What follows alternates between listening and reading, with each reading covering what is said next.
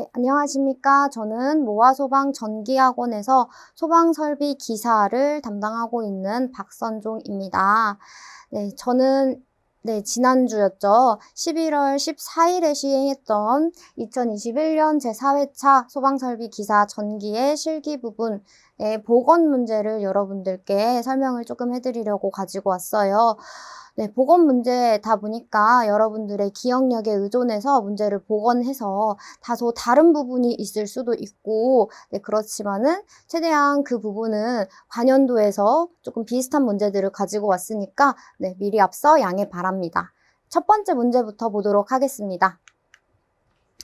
첫 번째, 비상용 전원 설비로서 축전지 설비를 계획하고자 한다. 사용 부하의 방전 전류 시간 특성 곡선이 다음 그림과 같다면 이론상 축전지의 용량은 어떻게 산정을 해야 하는가라고 나왔습니다.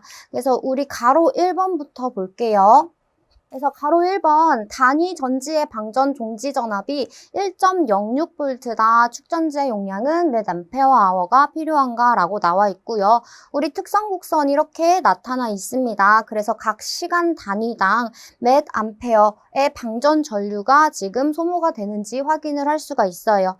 우리 축전지 용량을 구하는 식 C는 L분의 1KI다. 이거 다들 암기를 하셨겠죠? 네, 이거에 맞춰서 그대로 넣어주시면 되는데 각각 K와 I 부분이 지금 3개의 블록으로 나눠져 있죠. 그래서 우리는 이거를 가지고 똑같은 식에다가 적용을 할 건데 KI, K1, I1 플러스 K2, I2 플러스 K3, I3 이렇게 세 부분으로 나눠 놨으니까 이거를 다 곱해서 합한 값으로 더한 값, 축전지 용량으로 만들어 줄 겁니다. 우리 이거 어차피 최대 허용 전압 지금 1.06V라고 나와 있죠. 이거 보고 하실 거예요. 그래서 첫 번째, L 지금 보수율이니까 0.8분의 1로 0.8 지정값이죠. 그래서 별 조건이 없다라고 하면 0.8로 그냥 대입해서 바로 풀어주시면 되시고요.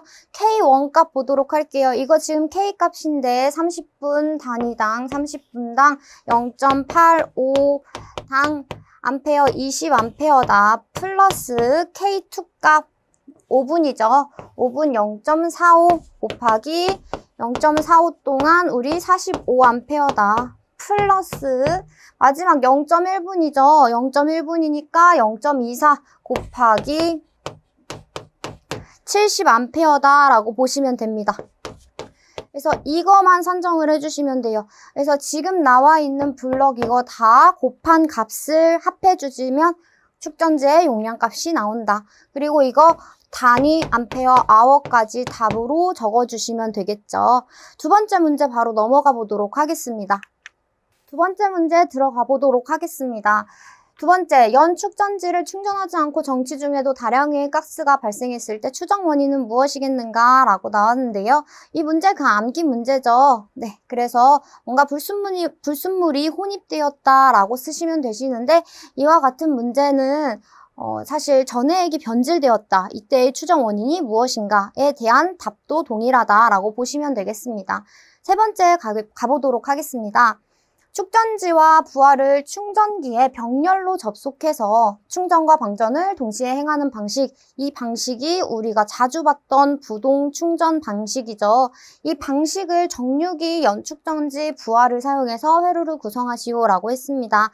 그러니까 우리가 교류 입력식으로 들어오는데 여기에 정유기를 사용하시고요. 정유기와 동시에 병렬로 우리 축전지 그려주시고 병렬로 부하를 그려주시면 되겠다. 그래서 각각 장치들의 이름을 이렇게 적어주시고 구성해주시면 되겠죠. 그래서 우리 답에도 이런 식으로 병렬로 구성이 되어 있으니까 확인하시면 되겠습니다.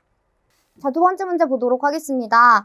두 입력 상태가 같을 때 출력이 없고 두 입력 상태가 다를 때 출력이 생기는 회로를 베타적 논리합 회로라고 한다.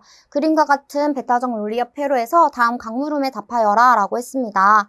지금 얘네들 올 회로로 배타적이래요. 그래서 A와 B가 둘 중에 하나만 1이 돼도 출력이 1값이 나오는데 원래 5월 회로 같은 경우에는 A와 B 둘 다 1이 들어가도 출력 1 나왔었죠. 근데 얘네들은 배타적이기 때문에 둘 중에 하나만 1이 들어가면 1이 나오고 둘 다 같은 값을 가지게 된다라고 하면 1이 출력이 되지 않는 회로를 의미합니다. 그래서 우리 이거 보고 그림 회로 보고 논리식으로 만들어 볼 건데 우리 지금 A단자와 B단자 이렇게 쭉쭉 연결이 되어 있고 합 결합으로 이루어져 있다. 그리고 마지막 출력 X로 들어가 있으니까 X는 하고 논리식 시작하셔야겠죠. 논리식 만들어 보도록 하겠습니다. X는 A단자 들어와 있고요. B단자 여기로 분기돼서 낫회로를 걸쳐서 AND 조건으로 묶여 있죠. 그렇기 때문에 A단자와 B단자, B의 낫이니까 B바로 쓰셔서 AND이기 때문에 곱하기로 나타내셔야겠죠. 플러스 지금 5월 회로 보이세요? 네, 5월 회로 얘네 플러스로 들어가게끔 하면 된다. B에서 쭉 들어왔고요. A에서 분기해서 마찬가지로 낫회로 들어갔네요. 그럼 A 바 B로 우리 곱하기 AND회로 만들어줬고 얘네 두 개가 5월 회로로서 플러스 이렇게 논리식을 완성시켜 주시면 됩니다. 1번 문제 완료됐어요. 두 번째, 이 회로에 대한 유접점 릴레이 회로를 그리시오 라고 했습니다. 얘네 유접점 릴레이 회로라는 건 A, B, 지금 A단자 그대로 들어갔고요. B는 B접점으로서 바, 낫 형태를 보이게 돼 있죠. 그래서 우리 AND 회로로서는 유접점 회로상 직렬로서 그리시면 되시고요. 여기도 마찬가지로 그려줄게요. 네, 이렇게 그려주시면 되시고 지금 이 A, B 바와 A바 B가 플러스로 5월 회로로 연결되어 있죠. 얘는 유접점 회로상 병렬로서 만들어주시면 되십니다. 이렇게 한 다음에 출력값 무조건 X 이거 적어주셔야겠죠. X값 출력으로 나왔으니까. 네. 여기까지 하고 세 번째 가로로 넘어가 보도록 할게요. 이 회로의 타임 차트를 완성하세요 라고 되어 있습니다. 여기서는요. A와 B가 각각 1이냐 0이냐를 블록화 시켜서 나타냈죠. 이거를 통해서 우리가 X 출력값이 1이 나오는지 또는 0이 나오는지 그거를 확인을 하시면 됩니다. 그래서 X가 1 값이 나오고 B가 0이다 라고 했을 때 우리 당연히 배타적 논리 합 이거 보시면서 아 그럼 X나 B, A나 B에 1이 들어가면 출력 무조건 1 나오겠다. 그리고 X에 빵이 들어가거나 B에 빵이 들어가거나 또는 X에 1이 들어가거나 B에 1이 들어가면 출력이 안 나오겠다라는 거는 네, 알고 계실 거예요. 그래서 A에 1 나왔다, B에 0 나왔다 그러면 X값 출력 나올 거고 얘는 안 나오겠죠. 얘는 B에만 1 나왔으니까 나올 거예요. 둘 다 빵일 때는 나오지 않겠죠. 여기도 마찬가지. 이렇게 그려주시면 되는데 만약에 이거가 너무 어렵다라고 하시면 우리 아까 전에 써봤던 논리식을 통해서 각각 1과 0을 대입하셔도 됩니다. 예를 들어 간단히 첫 번째 부분만 해볼게요. A에 1을 넣을 거고요. B 부분이 0이니까 B 반은 B에 대한 출력값의 부정이죠. 그래서 여기에 1이 들어가겠죠. 0이었으니까. 여기 A 반은 A 마찬가지로 1인데 A 반이니까 0 들어갈 거고요. B는 1이 나오겠죠. 아, 그럼 여기는 플러스로 되어 있으니까 이 부분만 1 나와도 출력이 뜬다. 아, 그래서 출력 뜨는구나. 이런 식으로 해서 몇 가지의 1과 0을 대입을 해가지고 우리가 이 출력이 뭐가 뜨는지 확인을 해볼 수도 있어요. 그래서 논리식을 통해서 직접 대입을 해서 풀어보셔도 충분히 풀 수가 있다라는 거. 마지막은요. 이 회로의 진리표를 완성하세요 라고 되어 있습니다. 여기서 진리표는 A에 1을 넣거나 0을 넣었을 때 또는 B에 1을 넣거나 0을 넣었을 때 X값의 출력이 나오는지 안 나오는지를 쭉 적어주시면 되겠죠. 네, 얘네들 지금 단자가 2개밖에 없죠. 그래서 1, 0, 1, 0 이렇게 해서 이렇게 해서 4가지의 종류, 경우의 수밖에 없습니다. 근데 만약에 단자가 길어진다라고 하면은 그 경우의 수를 다 적기가 힘들어요. 그래서 그 경우의 수 하나라도 빠지지 않도록 맨 처음에 이런 문제가 나왔다라고 하면 경우의 수가 각각 몇 개가 나올지 개수를 산정을 해주시고 나중에 다 쓰신 다음에 이 개수에 적합한지 확인을 해주시면 됩니다. A에서 1, 0 두 가지 경우의 수가 나오고 B에서도 마찬가지 1, 0 두 가지 경우의 수가 나오죠. 그래서 2에 2승해서 4가지의 방법이 나오는구나. 이렇게 해서 경우의 수 개수를 파악하시는 게 중요하겠죠. 네. 그 다음에 얘네들을 대입을 해서 x값에 1과 0만 넣어주시면 되는 거예요. 다음 문제 넘어가 보도록 하겠습니다. 네, 다음 문제 보도록 하겠습니다. 세 번째, 한론 1301 소화 설비를 나타낸 것이다. 다음 강물음에 답하시오 라고 했습니다. 우리 이 문제는 이산화탄소 소화 설비로 나타낸 문제였고요. 문제에 대한 꼬리 문제들도 이렇게 사이렌과 방출 표시 등으로만 나와 있었어요. 그래서 해당 도면이 필요 없었던 문제였습니다. 네, 그래도 도면을 드리기 위해서 이렇게 한론 1301 소화 설비에 대한 간단한 도면을 넣었어요. 참고하시면 되겠고요. 여기서 말하고 있는 사이렌과 방출 표시 등의 각각의 위치, 설치 목적 한번 말씀을 드리도록 하겠습니다.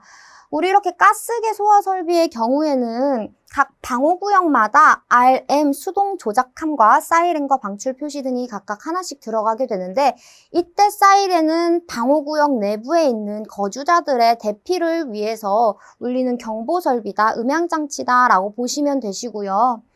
여기 방출 표시 등은 외부에서, 방호구역 외부에서 해당 방호구역 안에 소화설비가 방출이 되었다라고 알려주는 신호예요. 그래서 여기로 들어오지 말아라, 침입을 방지하는 그런 목적을 가지고 있다라고 보시면 됩니다. 그래서 사이렌은 방호구역 내부에 설치하고요.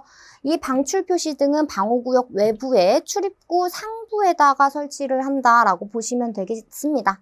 그래서 답을 이렇게 적어주시면 되겠죠. 그 다음 문제 넘어가 보도록 하겠습니다.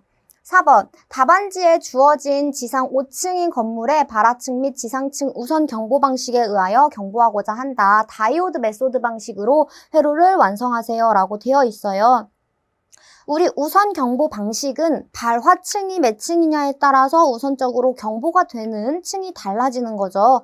그래서 보통 발화층이나 직상층에다 경보를 하게끔 되어 있는데요. 이거 지금 지상층이다라고 가정하고 확인을 해볼 거예요. 각각 신호를 연결시켜 줘야겠죠, 일단. 네. 그래서 1층에서 발화했다, 1층에서 신호를 줬다라고 했을 때 쭉 회로를 연결시킨 이 부분 1층 경종에 우리 바로 동작을 하겠다라고 보시는 거예요. 근데 중간에 다이오드라는 애가 있습니다. 이 다이오드 장치라는 거는 전기적인 흐름을 일방향으로서 제어하기 위해서 설치하는 장치예요. 그래서 여기 삼각형 부분을 플러스, 여기 부분을 마이너스로 해서 전기적인 흐름이 이렇게 가겠구나라고 알 수 있는 그런 장치다라고 보시면 되겠습니다. 그래서 우리 여기서부터 이렇게 일방향으로 B1까지 동작을 시킬 수 있도록 회로 완성해 줬는데 여기서는 우선 경보 방식이죠. 그래서 발하층뿐만이 아니라 그 직상층에도 신호가 가게끔 이런 식으로 만들어 줘야 합니다. 근데 만약에 이렇게만 연결이 되어 있다라고 했을 때 2층에서 발하층이다, 2층이 발하층이다, 2층에서 신호를 줬다라고 하면 이 B2, 2층의 경종뿐만이 아니라 쭉 내려와서 1층에 대한 경종도 같이 울릴 수가 있어요. 이거 방지하기 위해서 전기적 흐름을 제한하겠다 라고 해서 여기다가 다이오드를 넣어주시는 거죠. 이렇게 다이오드를 넣어주시면 해당 발하층과 그 직상층으로만 신호가 가게끔 전달될 수 있게끔 만들어주는 거죠. 네, 이렇게만 완성시켜 주시면 되겠습니다. 다음 문제 넘어가 보도록 할게요. 네, 5번 문제 보도록 하겠습니다. 도면은 소방펌프용 모터에 Y 델타 기동 방식의 미완성 시퀀스 도면이다. 도면을 보고 다음 강물음에 답하여라 라고 했습니다. 사실 이 문제는 관연도에 나왔었던 문제였어요. 네, 그렇지만 살짝 변형을 해가지고 나와가지고 조금 혼란스러웠을 수도 있겠지만 어쨌든 푸는 방식은 같으니까 차근차근 한번 보도록 하겠습니다. 지금 주회로 부분이 뚫려 있죠. 그래서 우리는 주회로 부분을 완성시켜야 하는데 Y 델타 기동이 각각 어느 부분인지 아셔야겠죠. 네, MC2 이 부분이 우리는 델타 기동 방식으로 만들어 줄 거고 MC3 이 부분을 Y 기동 방식으로 만들어 줄 겁니다. 그래서 우리 MC2 이 부분 1, 2, 3, 4, 5, 6 해서 연결이 되어 있는 거 보이시나요?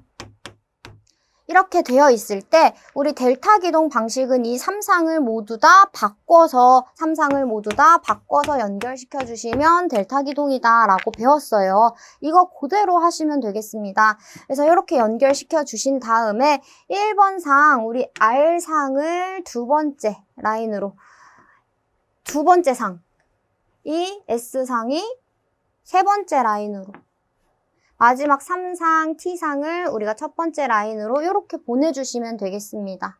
네, 그래서 다소 보이지 않지만 이렇게 예쁘게 연결시켜 주시면 되겠죠. 네. 그 다음에 우리 MC3 연결시켜줘야겠죠. MC3는 아까 말씀드렸다시피 우리 Y 기동하는 부분이에요. 그렇기 때문에 여기 부분 그냥 분기하셔가지고 쭉쭉 연결시켜 주시고 이 Y 기동 원래 전동기 밑에서 연결됐었잖아요. 그래서 3상이 모두 이런 식으로 연결됐었다. 마찬가지입니다. 3상 그냥 연결시켜 주시면 아 Y 기동하는 부분 완성됐구나 라고 보시면 돼요. 그럼 주회로 부분은 다 완성이 되었으니까 보조회로 부분 확인을 해보도록 하겠습니다. 우리 이렇게 쭉 나가서 THR과 오프 스위치 다 넘어가고요. PB2라고 해서 온 스위치 보이시나요? 우리 항상 수업 시간에서도 마찬가지로 강조를 드렸던 부분이었는데 이 누름 스위치는 무조건 병렬로서 자기 유지 접점으로 보조 접점이 있어야 합니다. 그래서 이렇게 보조 접점 그려줄게요. 그 이후에 확인을 해보도록 하겠습니다.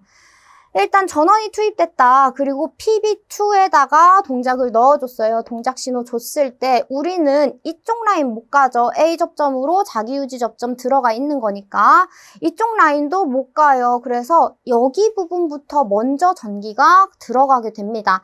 즉 MC3, 그다음에 옐로우 램프, 그리고 타이머가 다 여자가 된다라고 보시면 되는데 이 MC3 부분 관련된 접점이 존재하죠. 네, 그래서 얘와 관련된 접점이 모두 동작한다라고 확인을 해주시면 돼요. 이 MC3 부분은 이 부분이죠. 아, 여기 Y기동 하는 부분이구나 라고 확인을 해주시면 돼요. 근데 여기서 문제는 우리 MC1 이 부분, 전원 투입 부분 여기가 들어가야지 Y기동을 할지 델타 기동을 할지 얘네들이 일단 들어가야지 말이 되는 거잖아요. 그래서 우리는 여기 부분도 들어가서 MC1 이 부분도 동작시켜 주고 싶어요. MC1 여자시키기 위해서 이 두 번째 부분을 A 접점으로 MC3가 동작을 했을 때 MC3 같이 붙어서 MC1 동작할 수 있게끔 MC1으로 여자가 될 수 있게끔 이렇게 만들어 줄 거예요. MC1 여자가 됐다라고 하면 여기 부분 자기유지 접점 아 MC1 부분이었구나 라고 보시면 됩니다. 그럼 이렇게 됐다. 네. PB2를 눌렀다 라고 했을 때 이쪽 부분으로 우리 MC3와 이 램프 타이머가 모두 다 동작한 상태로 유지가 될 거고 이 MC3가 동작했다, 여자 됐다 관련 접점 들어가겠죠. 여기 들어갈 거고 여긴 B접점으로 들어가 있었으니까 빠질 거예요. 여기가 빠지겠다. 그럼 MC1이 지금 동작을 하겠죠. MC1 여자 됐다. 그럼 MC1과 관련된 접점들 들어갈 겁니다. 여기서 자기유지 접점이 들어갔다라고 했으니까 아 PB2 빠져도 손을 놓아도 어차피 이 부분으로서 계속해서 MC1 부분 여자 될 거다라는 거 보실 수가 있습니다. 그럼 이 자기유지 접점을 통해서 우리 MC1과 MC3 계속해서 여자가 되는 걸 볼 수가 있고요. 그리고 나서 이 타이머 우리 아까 여자 됐었죠. 얘네는 설정 시간 t초 이후에 타이머와 관련된 접점이 동작하는 애들입니다. t초 이후에 이 비접점으로 있던 타이머, 이 접점이 떨어지게 되는 거죠. 그래서 여기 부분 떨어지면서 MC3 이 부분 다 여자 됐던 거 소자가 되는 거예요. 그럼 관련 접점들도 다시 다 복귀하겠죠. 그래서 붙는 형식으로 이렇게 그럼 MC2 얘네들 델타 운전을 하겠구나. 이렇게 확인을 해주시면 돼요. 그럼 이 부분 뭐냐? 이 3번 부분. 네, 맞습니다. 제가 아까 계속 설명을 해드렸던 것처럼 이 순서대로라면 세 번째 부분 굳이 필요 없어요. 근데 빈칸이 있으니까 우리 어쩔 수 없이 접점 채워 넣어야겠죠. 그래서 그냥 처음부터 끝까지 살아남는 이 MC1을 가지고 A 접점 만들어 주시면 돼요. 네, 그래서 조금 이 부분은 어쩔 수 없이 암기가 필요한 부분이겠죠. 네, 이렇게 해서 흐름만 좀 파악하시면 관련된 접점들과 그리고 주회로 부분 충분히 완성하실 수 있으니까 확인을 한 번씩 해주시면 되겠습니다. 다음 문제 넘어갈게요.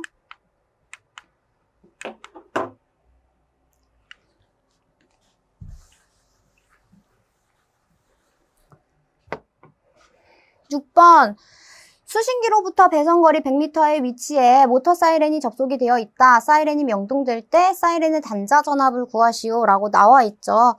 우리 단자 전압 구하실 때는 출력 지금 수신기로부터 출력 항상 24V예요. 그렇기 때문에 24V 마이너스 전압 강화가 일어나겠죠. 그래서 부하에 대한 전압 강화, 이 전압 강화 값을 빼주면 단자 전압이 나오겠다라고 보시는 겁니다. 여기서는 지금 문제 보기상 전기 저항 값이 나옵니다.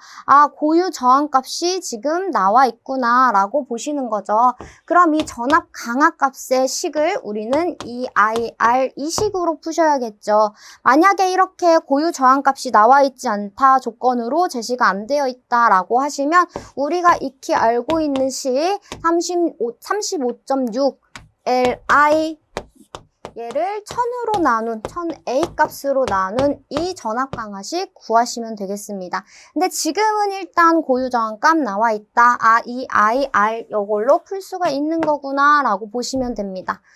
이거를 풀기 위해서 E 곱하기 I 값 들어가야 되는데 지금 I 값 보이지 않아요. 그러면 우리는 전격 전력 값 이 값을 통해서 만들어주면 되겠다라고 보시는 겁니다. 그래서 P는 VI 값으로 지금 전격 전력 48W죠. 근데 V 값은요 24V다. 그럼 I 값 구할 수가 있겠죠. 그럼 I 값 2A 나오겠네요. 2A 값을 우리 전압 강화식에다가 넣을게요. 2A다. 곱하기 R 값. 우리 전기 저항 값이 1km당 8.75ohm이다 라고 나와 있습니다. 그러면 8.75ohm인데 얘 1km 단위당이죠. 근데 우리가 알고 있는 거는 수신기로부터 배선거리 100m 이 거리밖에 몰라요. 얘를 그럼 킬로미터 단위로 바꾸시면 되겠죠. 그러면 킬로미터 단위당 100m 그럼 0.1을 곱하시면 되겠다. 라고 해서 이거 지금 계산을 해주시면 우린 전압 강화 값에 대해서 볼트 값 나오게 되는 거고요. 우리는 단자 전압을 알고 싶어 하는 거니까 24V에서 여기서 나왔었던 전압 강화 값을 마이너스 빼주시면 되겠습니다. 이렇게 하시면 볼트 값 나오겠죠. 다음 문제 넘어가 보도록 할게요. 다음 문제 7번. 각 층의 높이가 4m인 지하 2층, 지상 4층의 특정 소방 대상물에 자동화재 탐지 설비의 경계구역을 설정하는 경우 다음 강물음에 답하여라 라고 했고요. 가로 1번을 봤더니 층별 바닥 면적이 그림과 같을 때 여기 안에 들어가야 하는 경계구역은 최소 몇 개가 되어야 하는지 산출식과 경계구역에 대한 다음 표를 완성하세요 라고 되어 있고요. 여기 중요하죠. 단, 계단, 경사로 및 피트 등의 수직적 경계구역은 면적에서 제외한다. 그럼 우리는 여기서 수평적인 경계구역만 구하시면 되겠다라고 보시는 겁니다. 네, 그래서 여기 확인을 해볼게요. 우리는 층별 바닥 면적이 요렇대요. 그럼 이거 보고 우리는 수평적 경계구역을 산정하시면 되겠는데요. 이 경계구역 산정법 다들 배우셨죠? 네, 아마 암기를 다들 하셨을 거예요. 수평적인 경계구역. 간략하게 우리 복습 한번 해볼게요.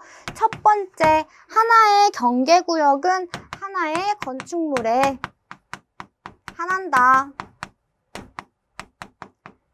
두 번째, 하나의 경계구역은 하나의 층에 한한다. 다만 500제곱의 범위 이내 두 개 이상의 두 개 층의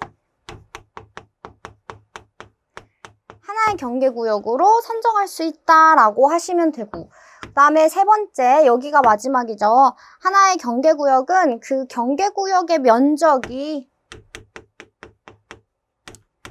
600제곱 이하이고요. 한 변의 길이가 50m 이하여야 합니다. 다만 주된 출입구에서 그 실내 내부 전체가 파악이 되는 것은 면적 1000제곱으로 우리가 완화 규정이 있었죠. 다만 한 변의 길이 50m 이하 범위 내에서. 네, 그래서 이렇게 보시면 되는데, 우리가 아까 전에 말씀드렸던 다만 이 부분은 우리 조건에 없는 내용이에요. 그래서 생각 안 하셔도 되고 우리는 조건에 있는 내용만 보시면 되겠습니다.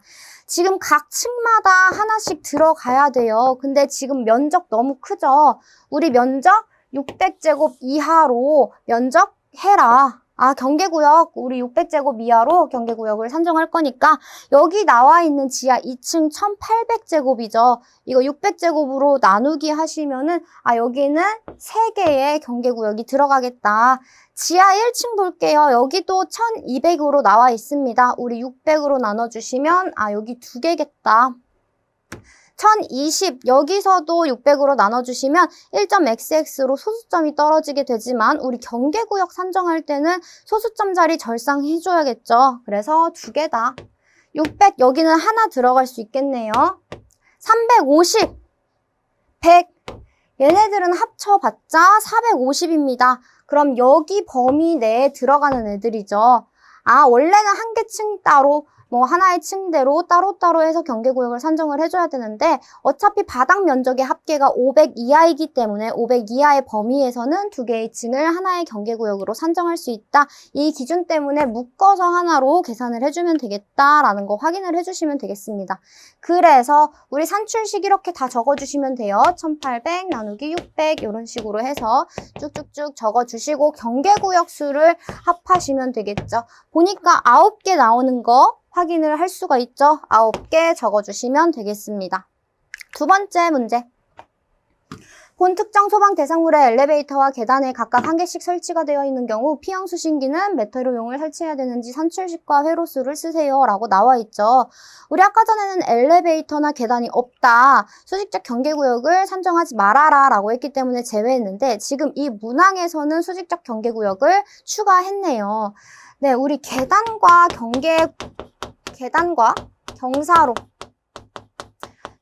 경사로가 있다라고 했을 때는 무조건 지상과 지하로 나누고요.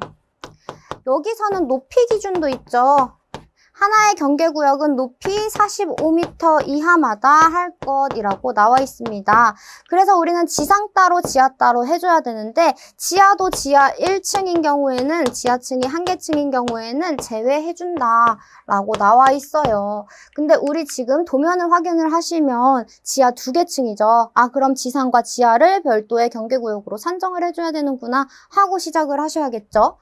그래서 지상에 우리 층고 4m라고 아까 봤어요. 4m 곱하기 4개층 해봤자 16m고요. 4m 곱하기 2개층 해봤자 8m죠. 그래서 45m 이하다.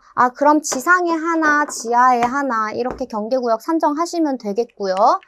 그 다음 엘리베이터, 여기 또 하나 있다. 엘리베이터는 이렇게 나누지 않고 하나의 경계구역으로만 확인을 해주시면 돼요. 그래서 총 수직적 경계구역은 하나, 둘, 셋, 3개의 경계구역이 있구나. 그럼 우리 아까 전에 산출했던 수평적 경계구역 9개에다가 수직적 경계구역 3개 더하시면 12 나오죠. 그럼 12회로가 여기에 다 표시가 되어 있어야 해요. 그래서 우리는 수신기도 12회로 용으로 하시면 되는데 우리 수신기는 5회로 용 단위로 나오겠죠. 그래서 우리가 12회로의 경계구역이 다 표시가 되는 15회로 용으로 수신기를 설치해야겠다라고 확인을 해주시면 되겠습니다. 됐죠? 다음 문제 넘어갈게요.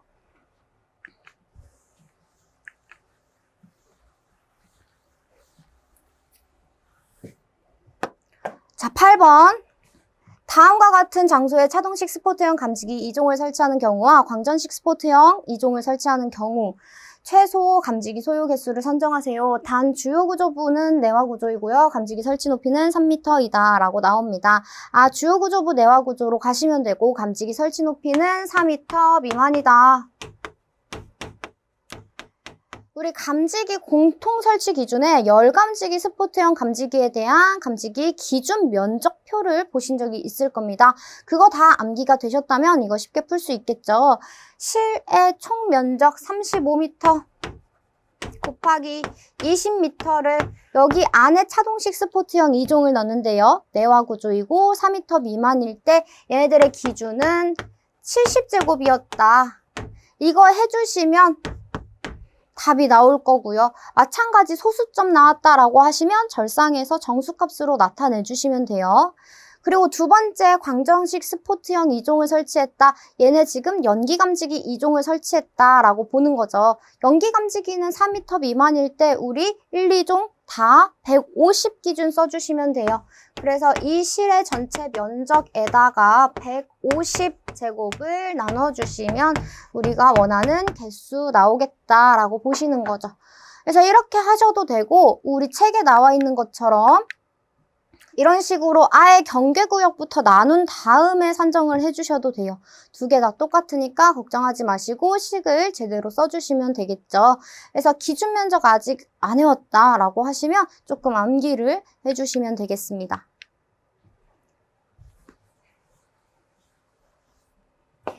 자, 9번 문제 확인을 해보도록 할게요. 9번. 삼선식 배선에 의하여 상시 충전되는 유도 등의 전기 회로에 전멸기를 설치하는 경우 어느 때에 점등이 되도록 하는지 그 기준 3가지를 쓰세요. 우리 이것도 엄청 많이 봤었던 엄청 출제가 되었던 관연도 문제입니다. 삼선식 배선으로 했다라고 할 때는 각각 전멸기가 점등될 때, 전멸기가 동작을 할 때, 즉 점등되는 때 우리 이거 5가지 외웠죠. 그래서 화재 신호를 줬거나 아니면 정전이 됐거나 전원선 단선됐거나 아니면 내가 수동으로 조작할 때 이거 생각하셔서 5개 적으시면 돼요. 그래서 이거 소방자비상이라고 암기를 했을 거예요. 그쵸? 네, 다르게 암기하셨으면 그렇게 적어주시면 되시고요. 축광 점등 방식, 축광 점등 방식에 피난 유도선 설치 기준 5가지. 이거는 설치 기준 5가지인데 그대로 5가지 나왔으니까 우리가 기억하고 있는 거 적으시면 되겠습니다. 피난 유도선은 유도등과는 다른 애죠. 이 유도선은 띠 형태의 우리가 선 라인 보시면 되겠습니다. 그래서 축광 방식이라고 했으니까 우리 야광 스티커 개념 생각하시면 되시고 야광 스티커로 쭉 띠 형태로 된 피난 유도선이구나. 이렇게 보시면 되겠죠. 그래서 얘네들은 유도등과는 다르게 설치 장소가 어디서부터 어디까지예요. 원래 유도등은 어디 장소에 설치하라 라고 나오죠. 근데 얘는 그와 다르게 어디서부터 어디까지 구획된 각실로부터 주출입구 또는 비상구까지 설치할 것. 그리고 각각 표시부의 위치 그리고 연속돼서 우리 표시부 연속돼서 설치할 것. 부착대에 의하여 견고하게 설치할 것, 그리고 항상 상시 조명 제공될 것이라고 설치 기준 뜹니다. 설치 기준은 다 암기하셔야 돼요. 얘는 어쩔 수 없어요. 암기가 다 되셔야지 문제풀이를 할 수 있는 부분입니다. 자, 11번 보도록 하겠습니다. 특정 소방 대상물에 설치된 수신기에서 스위치 주의등이 전멸되고 있다. 그 원인 2가지를 쓰세요 라고 되어 있어요. 우리 수신기에서 누름 스위치를 눌렀을 때 자동 복귀되는 애들이 아니라 눌렀을 때 수동으로 복귀를 해야만이 복귀되는 그런 스위치를 눌렀다. 그럼 스위치 주의등이 전멸이 되겠죠. 그런 스위치 2가지만 쓰시면 돼요. 그래서 경종 정지 스위치와 도통시험 스위치, 동작시험 스위치, 그리고 자동복구 스위치 이렇게 말을 해주시면 되겠습니다. 반대로 이 스위치 주의등이 전멸되지 않는 스위치 2가지를 쓰세요 라고 하면은 예비전원 시험 스위치랑 그리고 복구 스위치 이렇게 적어주시면 돼요. 그래서 얘네들은 다 손을 떼면 자동 복귀되는 자동 복귀형 누름 스위치이기 때문에 얘네들은 이런 스위치 전멸이 안 된다. 네, 이렇게 스위치 주의 등이 전멸되지 않는다라고 확인을 해주시면 되겠죠. 그리고 하나 말씀드리고 싶은 게 있는데요. 우리 주경종 정지 스위치 얘는 되게 애매해요. 왜냐면은 요새 나오는 수신기에는 주경종 정지 스위치를 정지할 수 없도록 만들기 위해서 자동 복구 스위치를 쓰는 경우도 있기 때문에 만약에 이렇게 문제처럼 원인 2가지만 쓰세요 라고 나왔을 때는 굳이 적어주지 말고 다른 것들 적어주시면 되겠죠. 네, 다음 문제 보도록 하겠습니다. 12번 어떤 건물의 소방 설비의 배선 도면을 보고 다음 강물음에 답하여라 라고 했고요. 이렇게 도면이 주어져 있었어요. 첫 번째 문제가 도면에 표시된 그림 기호 1, 2, 3의 명칭은 무엇인가? 그리고 로크너트와 부싱은 몇 개가 소요되는가? 라고 나와 있습니다. 우리 첫 번째 문제부터 확인을 할게요. 동그라미 1번 얘는 지금 차동식 스포트형 감지기죠. 그리고 2번 정온식 스포트형 감지기, 3번 연기 감지기다 이렇게 적어주시면 됩니다. 그래서 각각의 도시기호를 보고 얘네들의 명칭을 맞출 수 있는지 이거를 확인하는 문제였기 때문에 이렇게 적어주시면 되시고 두 번째 우리 로크너트랑 부싱의 소요 개수를 알기 위해서는 로크너트가 무엇인지 부싱이 무엇인지 확인을 해봐야겠죠. 로크너트 얘네들은 함과 그쵸? 박스와 박스 간의 전선관으로 연결을 시켜 놓을 건데 여기서의 함과 이 전선관이 고정이 될 수 있도록 흔들리지 않을 수 있도록 함의 내부 또는 외부에다가 이렇게 로크너트라는 금속 재료를 설치를 합니다. 이거 말을 하는 거죠. 그래서 우리가 이걸 구간이라고 했을 때 구간에 곱하기 4 하시면 되겠다. 그쵸? 네, 그렇게 해서 소요 개수를 우리가 산정을 하시면 되시고 부싱은요. 이 함과 전선관이 있다라고 할 때 이 전선의 피부 끝이 손상이 되는 것을 벗겨지는 걸 방지하기 위해서 이 전선관 끝에다가 튜브를 하는 그런 애들이 있어요. 아, 얘네들이 부싱이구나 라고 보시면 되겠습니다. 그럼 소요 개수는 이렇게 함과 함 간의 구간에 곱하기 2 해서 부싱 개수를 산출을 하시면 되는 거고요.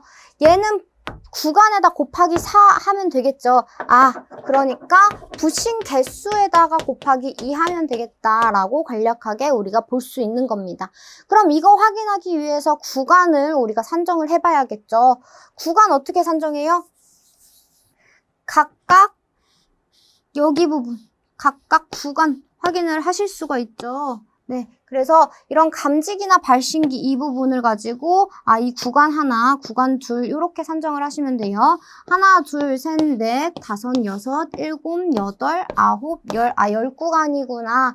그럼 구간 10 들어가니까 부싱은 20개 그리고 로크너트는 40개가 되겠다라고 보시면 됩니다. 되셨죠? 13번 보도록 하겠습니다. 13번 삼성 380V에 사용하는 전격 소비 전력 10kW 전열기의 부하 전류를 측정하기 위하여 300/5 그리고 변류기를 사용했다. 전류계의 2차 측 변류기의 지시값은 몇 암페어겠는가 라고 나옵니다. 그럼 우리 여기에서 지금 전류값을, 부하 전류값을 구한 다음에 얘네들을 통한 2차 측 변류기의 지시값을 구하시면 되겠죠. 얘네들은요, 3상이라고 했으니까 루트 3 VI 코사인 세타로서 전력값을 구할 수가 있는데 여기서의 전격 소비 전력이 10kW다. 그럼 루트 3 곱하기 V 값은 380V이고 여기서 I 값 모르는 거죠. 코사인 세타 나와 있습니까? 네, 나와 있어요. 전열기의 코사인 세타 역률 값은 그냥 1로 두시면 됩니다. 왜냐? 모두 다 저항이기 때문에. 그래서 여기서 코사인 값 1 넣어주시면 우리는 I 값 하나의 미지수 이 값 구할 수가 있죠. 우리 계산기로 솔브 기능 하셔서 I 값을 구하실 수가 있습니다. 이 I 값 답 슬쩍 볼게요. I 값 이렇게 구했을 때 I 값은 15.193A가 나온다. 라고 나와 있네요. 근데 여기서의 변류 B가 300과 5로 나와 있죠. 300 대 5는 우리 부하의 전류값을 5만큼으로 축소해서 변류기 지시값으로 보내주겠다라는 거잖아요. 그래서 이렇게 했을 때 15.193 대 X다. 이때의 X값은 몇 암페어냐? 이것만 확인을 해주시면 되겠죠. 이렇게 비례식으로 할 때는 내항의 곱과 외항의 곱은 같다. 이 식으로 풀어주시면 우리 해답지에 나와 있는 이 식 그대로 나오니까 참고하시면 되겠습니다. 되셨죠? 14번 보도록 하겠습니다. 그림과 같은 시퀀스 회로에서 X접점이 닫혀서 폐회로가 될 때 타이머 T 설정 시간은 T1, T2 설정 시간 T2, 그리고 릴레이 R과 신호등 PL에 대한 타임 차트를 완성하시오 라고 되어 있죠. 우리 타임 차트 마찬가지로 볼 건데 지금 X가 폐회로가 돼가지고 다 블록이 되어 있는 것을 확인할 수가 있어요. 이게 지금 동작을 했을 때 각각에 대해 얘네들이 계전기가 동작을 하고 있는지 이것만 우리가 여부를 블록으로 나타내주면 되겠죠. 지금 이 부분이 쭉 연결이 됐다, 폐회로 형성했다 라고 했을 때 당연히 T1 타이머 1이 여자되는 걸 확인을 할 수가 있어요. 그래서 타이머 1 이 부분 여자됐다 라는 거 보시면 되고, 그리고 타이머 1이 여자됐다라고 했으니까 이 타이머가 가지고 있는 설정 시간 T1초 이후에 관련 접점이 동작을 하겠다. 그럼 T1 이 부분이 들어가겠고 이쪽으로 쭉 지금 전기가 통하니까 릴레이를 여자시키겠네요. 릴레이 얘네들이 여자되면서 관련 접점 다 들어가겠죠. 네, 들어가면서 자기유지 접점 그대로 해서 릴레이 계속 동작시키게 할 거고, 그리고 타이머 2 얘가 여자되겠고 이 PL 신호등이 여자되겠네요. 그럼 신호등이 점등이 되겠다. 그럼 타이머 T1에 대한 T1초 이후에는 이 릴레이가 여자되면서 모든 계전기가 동작하겠다라고 확인을 하시는 겁니다. 이 타이머 2가 동작을 했죠. 그러면 타이머 2에 설정이 되어 있는 T2 값, T2초 이후에는 얘랑 관련된 접점인 얘가 빠지겠죠. 그래서 릴레이에 원래 여자가 되어 있던 릴레이를 소자시키는 거예요. 이 소자되면서 관련된 접점들 모두 다 복귀하겠죠. 그래서 다 초기화가 된다라고 보시면 됩니다. 그렇다고 T2초 이후에 아무것도 그럼 표시가 안 되느냐, 아무것도 출력이 안 되느냐? 아니겠죠. 왜요? X는 계속해서 폐회로 형성하고 있으니까. 그래서 이 값만 계속해서 타이머 1 값만 출력이 될 거다. 이후엔 계속 반복적으로 똑같이 이렇게 그려주시면 되겠죠. 네. 그래서 이렇게 하시면 끝! 자, 15번 넘어가서 보도록 하겠습니다. 누전 경보기에 대한 강물음에 답하여라 라고 했어요. 누전 경보기의 공칭 작동 전류치의 정의를 쓰세요가 문제였는데요. 이 정의는 우리 암기를 하셔야겠죠. 누전 경보기가 작동할 수 있도록 누설 전류치의 값을 말한다. 자동으로 작동할 수 있는 누설 전류치의 값을 말한다. 그리고 공칭이라고 나와 있으니까 제조사가 정해준 값을 말하는구나 라고 보시면 되겠습니다. 두 번째, 누전 경보기의 공칭 작동 전류치는 몇 mA 이하여야 하는가? 우리 이거는 엄청나게 많이 봤었던 문제예요. 그래서 200mA 이하여야 한다라고 적어주시면 되겠죠. 자, 16번 문제 보도록 하겠습니다. 다음은 내화구조의 금속관 공사 방법이다. 빈칸 안에 내용을 쓰세요 라고 나와 있어요. 우리 내화배선, 내열배선 얘네들은 전선의 종류와 함께 공사 방법이 옥내소화전 화재안전기준, 옥내소화전 설비의 화재안전기준 별표 1번에 나와 있으니까 참고하시면 되겠습니다. 네, 일단 지금은 내화구조래요. 금속관, 2종 금속재 가요전선관 또는 합성수지관에 수납해서 내화구조로 된 벽 또는 바닥 등에 벽 또는 바닥의 표면으로부터 25mm 깊이로 매설을 해야 되고 25mm 이상이겠죠. 25mm 이상의 깊이로 매설을 해야 하고요. 다만 다음 강목의 기준에 적합하게 설치하는 경우에는 그러하지 아니하다라고 나왔습니다. 첫 번째, 배선을 내화 성능을 갖는 배선 전용실 또는 배선용 샤프트, 피트, 덕트 등에 설치하는 경우. 두 번째, 이 배선 전용실 또는 배선용 샤프트, 피트, 덕트 등에 다른 배선이 있는 경우는 2로부터 15cm 이상 떨어지게 하거나 소화설비 배선과 이웃하는 이 설비의 배선 사이에는 이렇게 이격할 수 없다, 15cm를 이격할 수 없다 라고 할 때는 이 지름의 1.5배 이상의 높이의 불연성 격벽을 설치해라 라는 얘기가 되겠습니다. 기준이니까 암기를 하셔야겠죠. 그래서 각각의 단위랑 이상인지 또 뭐 미만인지 이하인지 초과인지 여기까지 적어주시면 되겠습니다. 그 다음 17번 문제 보도록 하겠습니다. 다음은 유도등 및 유도 표지의 종류에 관한 설명이다. 빈칸에 내용을 쓰세요 라고 되어 있죠. 우리 이 문제를 처음 보셨을 건데요. 이 문제는 사실 그대로 나왔어요. 우리 화재안전기준에 있는 표와 동일하게 나와 있으니까 이 표를 다 외우지 않으셨다고 하더라도 충분히 풀 수 있는 문제였습니다. 네. 일단 설치 장소 얘네 바뀐 거 없이 그대로 나왔죠. 공연장, 집회장, 관람장, 운동시설, 유흥주점, 영업시설 얘네들은요. 불특정 다수인이 많고요. 불특정 다수인이 사용하고 뿐만이 아니라 무대까지 있죠. 그래서 대형 피난구 유도등과 통로 유도등 그리고 객석 유도등까지 들어가게끔 하면 되고요. 위락시설, 판매시설, 운수시설 이런 공간들은 대형 피난구 유도등과 또 통로 유도등 들어가면 되겠죠. 모든 용도에 있어서 통로 유도등은 항상 들어간다라고 생각하시면 돼요. 왜냐? 어떤 건물이든지 간에 통로는 무조건 있을 거니까. 그 다음 숙박시설, 오피스텔, 그리고 지붕, 층수 11층 이상 여기에서는 중형 피난구 유도등과 함께 마찬가지로 통로 유도등 써주시면 되시고요. 나머지 부분은 소형 피난구 유도등과 통로 유도등 적어주시면 됩니다. 마지막 그 밖의 것은 이런 유도등 말고 이런 유도등을 제외하고 유도 표지 써주시면 되겠죠. 유도 표지도 두 가지 종류 있어요. 피난구 유도 표지와 통로 유도 표지 이렇게 두 가지 적어주시면 되겠습니다. 마지막 문제입니다, 여러분. 마지막 문제 18번. 감지기 회로에 종단 저항 설치 기준 3가지를 쓰세요 라고 나와 있는데 사실 이 문제는 엄청나게 많이 보셨을 거예요. 그래서 이 설치 기준 3가지 모두 다 암기가 되어 있을 거라고 생각하고 살짝 넘어가 보도록 할게요. 혹시나 안 해오셨다라고 하시면 이렇게 이런 설치 기준들이 있었구나 라고 암기하시면 되겠죠. 네, 이 18번 문제를 마지막으로 해서 저는 이만 마치도록 하겠습니다. 오늘도 고생 많으셨습니다, 여러분들.